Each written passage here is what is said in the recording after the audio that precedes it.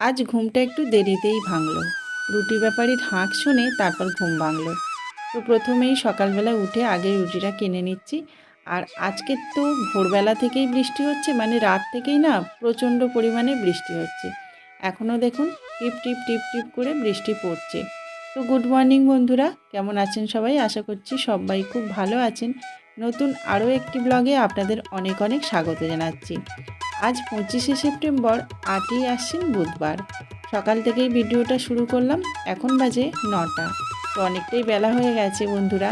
তো এখন থেকেই ভিডিওটা শুরু করলাম। আশা করছি আপনাদের খুব ভালো লাগবে। পুরো ভিডিওটা অবশ্যই দেখবেন, স্কিপ না করে।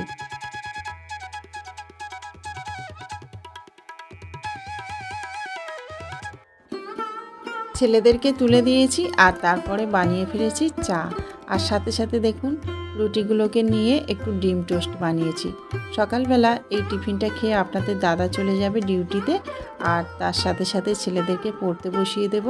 আজকের বৃষ্টির দিনে বলছে যে স্কুলে যাবে না সৌম্য। তো সেই জন্যই আর কি বললাম যে বাড়িতেই পড়াশোনা কর, আজকের আর স্কুলে যেতে হবে না।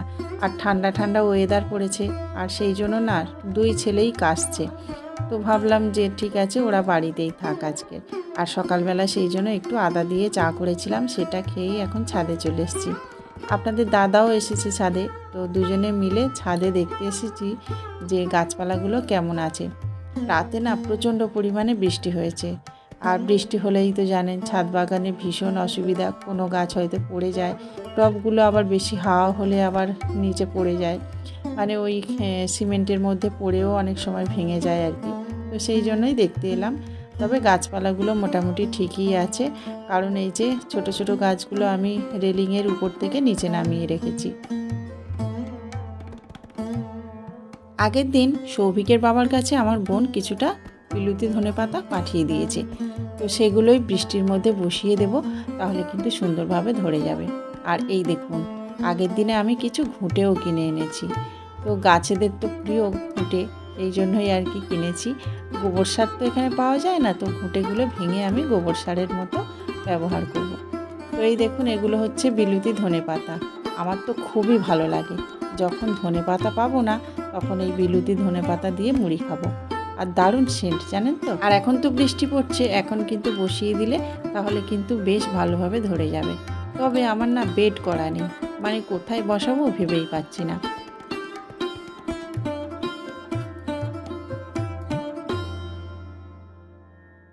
বেশ অনেকটা কিন্তু ধনেপাতা দিয়েছে বোন। তো এগুলোকে বসাবো, আর তার সাথে সাথে কিন্তু বেগুন গাছের চারাগুলোকেও আজকের বসিয়ে ফেলবো। এই যে দেখুন কতটা সবজির খোসা আমি জমিয়ে রেখেছিলাম, সেগুলোকেও দিয়ে দেব। এই যে একটা জল ফিল্টার ছিল, সেই জল ফিল্টারটা নষ্ট হয়ে গেছে, ওর ভিতরেই আমি কিন্তু বসাবো। নিচে ভালোই ছিদ্র আছে, তো ভাবলাম এটা কেন নষ্ট করব, এর মধ্যেই বেগুন চারাটা লাগিয়ে দিই। তবে ওই যে এই জল ফিল্টারটা না ঠিক মতো বসে না। তো যাই হোকের উপর আর কি বসাতে হবে, বা কিছু দিয়ে সমানভাবে বসিয়ে দিতে হবে। আমি ভাবছি একটা কাঠের উপর ভালোভাবে বসিয়ে দেব, তাহলে সুন্দরভাবে বসবে।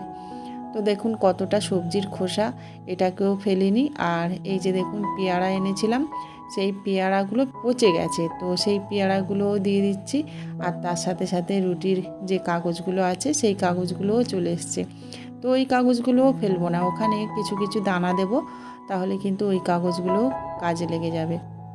আর এখন তো বাজারে গেলে প্লাস্টিক ছাড়া অন্য কিছুই মানে বাড়িতে আসে না। যা কিছু কিনি প্লাস্টিক দিয়ে দেয়। এত প্লাস্টিক না কোথায় ফেলবো ভেবেই পাই না। সেই জন্য প্লাস্টিক রাখার জন্য একটা বস্তা করেছি আমি। তো যখন অনেকটা হয়ে যাবে তখন ওই প্লাস্টিকের মধ্যে আগুন দিয়ে জ্বালিয়ে দেব। আর যেখানে সেখানে প্লাস্টিক ফেললে না কেমন একটা মানে নোংরা হয়। তো সেই জন্যই আর কি প্লাস্টিকগুলো গুছিয়ে রাখছি। আর তাছাড়া এখন তো শীতকাল পড়ছে, প্লাস্টিকগুলো দিয়ে জল গরম করা যাবে জানেন। তাছাড়া এইসব প্লাস্টিক এতটাই দূষণ ছড়ায় কি বলবো। মাটিতে গেলে মাটির সাথে মেশেও না খুব তাড়াতাড়ি, আবার পুড়িয়ে দিলেও দেখেছি তার থেকে একটা বিশ্রী ধোঁয়া বার হয়। তো সেই জন্য গুছিয়ে গুছিয়ে রাখছি প্লাস্টিকগুলো, জানি না এরপরে কি করব। আগে না পুড়িয়ে এগুলোকে জল গরম করতাম আর সেই জলে স্নান করতাম। তবে এখন শুনছি সেটাও খারাপ, সেই জন্য এখন আর এটা করি না। এখন সেই জন্য গুছিয়ে গুছিয়ে রেখে দিই। তো আমার তো 2 বস্তা প্রায় হয়ে গেছে, জানি না এগুলোর কি সদ্গতি করব। পরিবেশ এতটাই দূষিত হয়ে গেছে যে পরিবেশ আমাদের দিক থেকে মুখ ফিরিয়ে নিয়েছে। তো আজকাল দেখতেই পাচ্ছেন যে বিভিন্ন জায়গায় বন্যা হচ্ছে, তারপর জল ছাড়া হচ্ছে ডিবিসি থেকে, মানে নদীগুলোর অবস্থাও খারাপ। চারিদিকে হাহাকার লেগে গেছে, একদম কোথাও গলা পর্যন্ত জল, কোথাও বুক পর্যন্ত জল, কোথাও বা ভেসে গেছে। চাষবাস তো দূরের কথা। এখন থেকে যদি না আমরা সাবধান হই তাহলে কিন্তু ভবিষ্যতে আরও খারাপ দিন আমাদেরকে দেখতে হবে। তো যাই হোক বন্ধুরা, এই যে দেখুন যতটা পারি ততটাই কিন্তু আমি দূষণ মুক্ত রাখতে চাই। সেই জন্য প্লাস্টিকগুলো যেখানে সেখানে আর ফেলছি না, এক জায়গায় করে রেখে দিচ্ছি। আর তারপরে এই যে ছাদ বাগান করলেও কিন্তু অনেকটা উপকার হয়, কারণ এখন তো চারিদিকে সব ভেসে গেছে, কোথাও সবজি পাতি তেমন একটা নেই। আর যে সবজি পাতিগুলো গাছ ছিল সেগুলো ডুবে গেছে, সেই জন্য এখন আকাশ ছোঁয়া কিন্তু সবজির দাম। তো যদি ছাদ বাগান থেকে 2-4 দিন এরকমভাবে সবজি তুলে সংসারটাকে চালানো যায়, তাতেও কিন্তু আমাদের সংসারে অনেকটা সাশ্রয় হয়, তাই না? তো এই দেখুন বন্ধুরা, আমার গাছে কয়েকটা বেগুন হয়েছে। আগে কয়েকটা খাওয়া হয়েছিল, তো এখনও আবার কয়েকটা হয়েছে। তো একটু ছোট আছে, 2-4 দিন গেলে তারপর এগুলো খাওয়ার উপযুক্ত হবে। আর এই 2-3 মাস তো আমাদেরকে ঢ্যাঁড়স কিনতেই হয়নি, এতটা পরিমাণে ঢ্যাঁড়স হয়েছে এই গাছে। তবে এখন তো অনেকটা বয়স হয়ে গেছে, এখন অতটা হয় না, তবে ওই 2-4 দিন ছাড়াছাড়ি খাওয়ার মতো হয়ে যায়। আর ফুল গাছ থেকে তো ফুল তুলছি, ফুল তো কিনতে হয় না বললেই চলে, গাছের ফুল দিয়ে প্রতিদিন পুজো দিচ্ছি। আর এই টগরটা দেখুন খুব সুন্দর, জানেন তো? তো বাপের বাড়িতে যখন যাই মা তখন কিন্তু ফুল তুলতে যেত, আর সেখানে আমিও মাঝে মধ্যে যেতাম। তো এই ফুলটা দেখে আমার এত লোভ হয়েছিল কি বলবো। মানুষের খাওয়া দাওয়ার প্রতি লোভ হয়, আমার না ফুল গাছের প্রতি লোভ আর ফুলের প্রতি লোভ। তো ওখান থেকেই ডালটা ভেঙে এনেছিলাম, তারপর কাটিং করে লাগিয়েছিলাম। তো দেখুন খুব সুন্দরভাবে কিন্তু ফুল ফুটছে। তো যাই হোক, ছাদে থেকে চলে এলাম নিচে, এখন তেমন কোনো বাসি কাজ করিনি, কালকে রাত্রেবেলাও করে রাখিনি। শরীরটা এত খারাপ লাগছিল, শুয়ে পড়েছিলাম। মাঝে মধ্যে সমস্ত কাজ সেরে রাখি, আবার মাঝে মধ্যে শরীর না ভালো থাকলে তখন আবার কোনো কাজই করা হয় না। সেই রকমভাবে কালকের কিন্তু কোনো কাজই করে রাখিনি, শুয়ে পড়েছিলাম। তো আজকে দেখুন অনেকটা দেরিতেই উঠলাম, আবার কিন্তু সমস্ত কাজগুলোই এখনও শেষ করতে হবে। তো আপনাদের দাদা চলে গেছে ডিউটিতে, তারপরে এই যে কাজে হাত দিয়েছি। আর ছেলেকে একটু পড়তে বসিয়েছি, আজকে যেহেতু স্কুলে যাবে না, বললাম যে বাড়িতেই পড়াশোনা কর।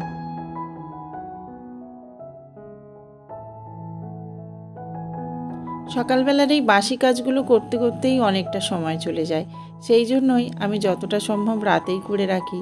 তবে আজকের দেরিতেই উঠলাম, আবার এই যে সকালবেলা সমস্ত বাসি কাজ করতে হচ্ছে। তবে আজকের একটা দিক থেকে চিন্তামুক্ত আছি, কারণ আজকের আর বাজারে যেতে হবে না। আগের দিন আমি মাছ কিনে রেখেছি, আর জানেন তো আগের দিন আমি শিঙি মাছ এনেছিলাম, আর সেটাই রান্না করব। সেই জন্য আর কি তেমন একটা কোনো টেনশান নেই, একটু আস্তে আস্তে ধীরে সুস্থেই কাজগুলো সারছি। আর জানেন তো বর্ষাকাল, আর আমাদের বাড়িটা একদম মাঠের পাশে, যেহেতু মাঠে জল জমে আছে সেই জন্য আমাদের বাড়িতে না প্রচণ্ড পরিমাণে ড্যাম উঠছে। তো সেই জন্য একটু যদি মুছি বা একটু যদি জল ফেলি, তাতেই কিন্তু আমাদের বাড়িতে একদম স্যাঁতস্যাঁত করছে। তো সেই জন্য আজকের আর মুছবো না। রাতে মুছে রাখলে না অতটা ড্যাম ওঠে না, কিন্তু সকালবেলা যদি আমি ঘর মুছি তাহলে দেখছি শুকনো হতেই যাচ্ছে না। তো সেই জন্য আজকের ঘর মুছবো না, এই যে বাসন নিয়ে বসলাম, বাসনগুলো মেজেই তারপর স্নানটা সেরে নেব।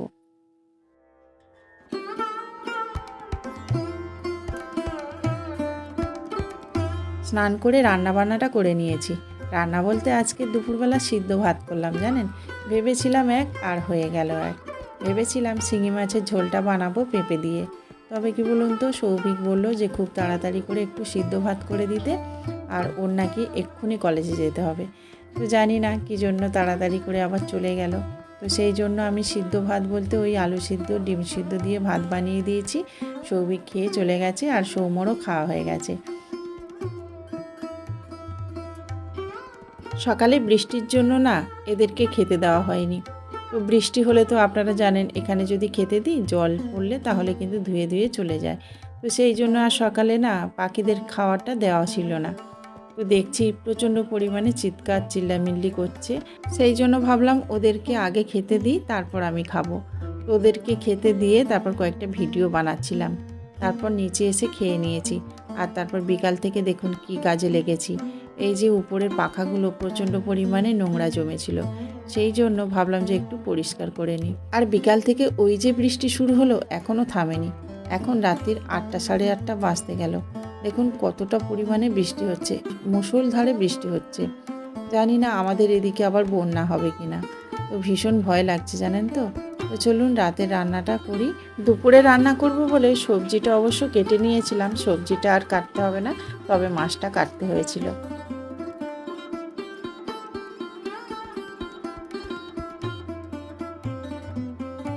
আগে আমি এতটা পরিমাণ মাছ ধরতাম যে এইসব মাছ কিনেই খেতাম না।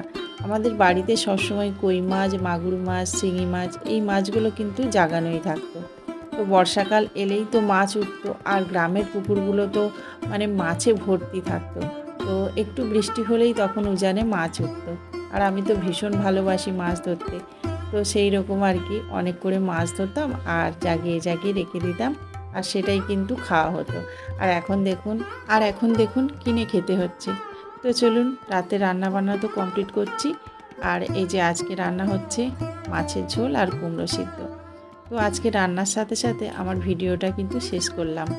তো ভালো লাগলে অবশ্যই লাইক, কমেন্ট, শেয়ার করবেন আর সাবস্ক্রাইব করে পাশে থাকবেন। দেখা হবে পরবর্তী একটা ব্লগে। নমস্কার।